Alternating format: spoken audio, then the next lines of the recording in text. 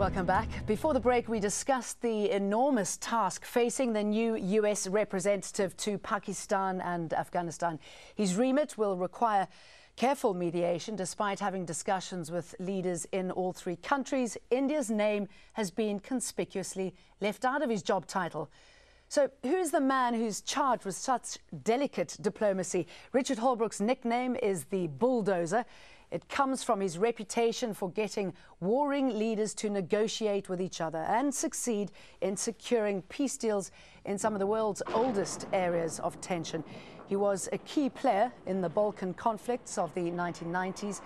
He's probably best known as the man who helped end the war in Bosnia in 1995. He also stepped into the age-old thorny relationship between Greece and Turkey.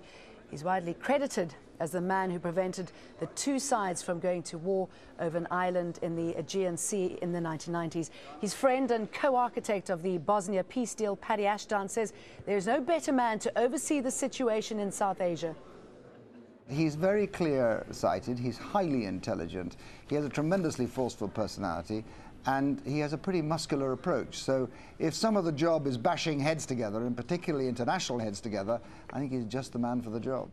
Okay, well, still with us are our guests in Washington, D.C., Nicholas Schmidl, in Delhi, Major General Dipankar Banerjee, and in Doha, Farhan Mujahid Chak. Mr. Banerjee, a lot of people seem to be behind him, but not India. What's the problem there? Well, no, not in. We have no problems with Richard Holbrooke. He's a distinguished diplomat. Actually, he was a very hot contender for the Secretary of State's position. And if Hillary Clinton had become the president, he would definitely have become one. He has also been described by his friend, former Deputy Secretary of State, Strobe Talbot, as a hydrogen bomb. It does reflect his nature of conduct of diplomacy. And as was mentioned just now, it is not banging heads together. I think in delicate situations of diplomatic endeavor, it is delicate negotiations rather than banging heads together. Okay, Mr. Chak, Pakistan, excuse me interrupting, Pakistan doesn't have a problem with him being the envoy. How do you think they're going to be using him? Will it be a financial angle that they'll be pushing? Well, first and foremost, if the current situation is any indication, as you know, Ambassador Holbrooke right now is in Islamabad. Pakistan's #1 concern is a cessation of the drone attacks in the tribal areas that have been catastrophic in pushing public opinion against the official position of the government of Pakistan, and that has resulted in hundreds of deaths. Now, what is critical here to understand is that Ambassador Holbrooke is a distinguished, he's a no-nonsense type of character. He is forthright, he is candid, and he is excellent in this situation in that he is truly coming on a mission to resolve this mess. And this is how he himself has characterized it, as a mess. He has under-promised and over-delivered. And I think that the initial strategy is of course, this is just a fact-finding mission, but the strategy is to lower expectations and also to assess the ground realities. And we're hoping that he recognizes that bombing a people into submission is never going to work. Well, Mr. Schmidl, I mean, I know that, excuse me interrupting, Mr. Schmidl, I know that you know the man, you have worked with him before, but he's known to have a bulldozer personality, which has been mentioned several times. How do you think that'll go down in an area where image and respect is so important? And I'm talking about Afghanistan here, and particularly the President Karzai, who is incredibly sensitive to any sort of criticism. Right. No, I mean, I think that you've hit the nail on the head there. I mean, I will clarify. I was on a panel with Ambassador Holbrooke once, so I've not necessarily worked with him, but I've you know, been in his presence, and he is a very forceful personality. He does not suffer fools, and he also does not. He's not going to let Karzai sort of engage in the usual platitudes that Karzai engages in. The civilian bombings and the civilian casualties are certainly very severe, and I think that will be an issue in Afghanistan that will be raised much more. I agree with the guest in Doha about lowering expectations, and I think we should all realize that the expectations of what he's going to say and what's going to happen out of the Islamabad negotiations perhaps will signal a change in tone, but will probably not signal any significant change in substance. That is vis-a-vis the drone attacks in the tribal areas. Now, talking about lowering the expectations, I mean, instilling a democracy in Afghanistan, that seems to be out of the question now. I agree totally. I agree totally. What I wanted to say one other thing about his negotiation skills. There was a great picture of him in Sunday's New York Times walking with Slobodan Milosevic, and as they were sort of walking, you know, hammering out the deal, if you will.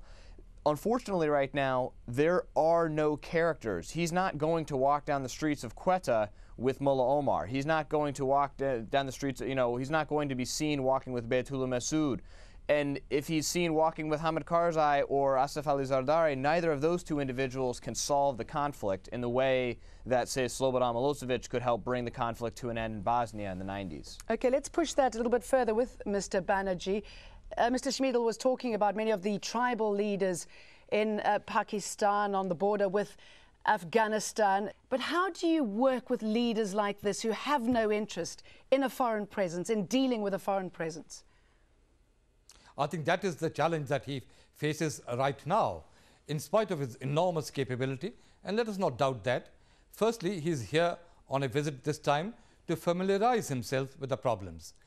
He's not familiar with South Asia or Southern Asia, including Afghanistan and Pakistan, where his principal mandate lies. He has no mandate in India. He would be visiting India often enough, I'm sure, this time as well, and in the future, to keep India informed of developments and to assist and work with India regarding the problems there. And I agree also entirely that inflicting civilian casualties in counterinsurgency operations only exacerbate the problem, and this needs to be avoided. And if somebody can find a solution to do that and yet prevent terrorists from going from Pakistan to Afghanistan, as the Afghanistan president himself has alleged so many times, this will, I think, be a significant contribution. But let us not put too many hopes, at least on this first familiarization visit. Okay, Mr. Chak, very briefly, if you will, what do you think the solution is here, and how do you draw in all the neighboring states? Well, I think first and foremost, why Kashmir is so critical and why Indian intellectuals have been increasingly coming forward and recognizing that the Kashmiri people want nothing to do with India, and it's about time that this very hawkish right-wing group that is right now leading the Indian intellectual agenda recognize this fact, that simply closing their eyes does not stop the sun from shining, that by recognizing the importance of this issue and its historic and cultural links to the wider region, I believe that is the most important lesson that Ambassador Holbrooke can take back with him to the U.S. And this is something that is going to then, we hope, in an idealistic world, will create the necessary conditions to reach out to the people. And once again, reaching out in this manner that we're winning hearts and minds. You cannot convince people with the barrel of a gun. It has never worked in history, and it will not work in the future. So we hope that this initiative can be implemented and that this fact-finding mission in that way is successful, at least by giving a realistic assessment of the ground realities. So no pressure, Richard Holbrooke. Thank you, gentlemen, all three of you, for discussing this issue with us. In Doha, Farhan Mujahid Jack; in New Delhi, Major General Dipankar Banerjee; and in Washington, Nicholas Schmiedel. Thank you very much. And as always, thank you for joining us on this edition of Inside Story. We welcome your comments and suggestions. Please email them to us at insidestory@aljazeera.net. Goodbye for now.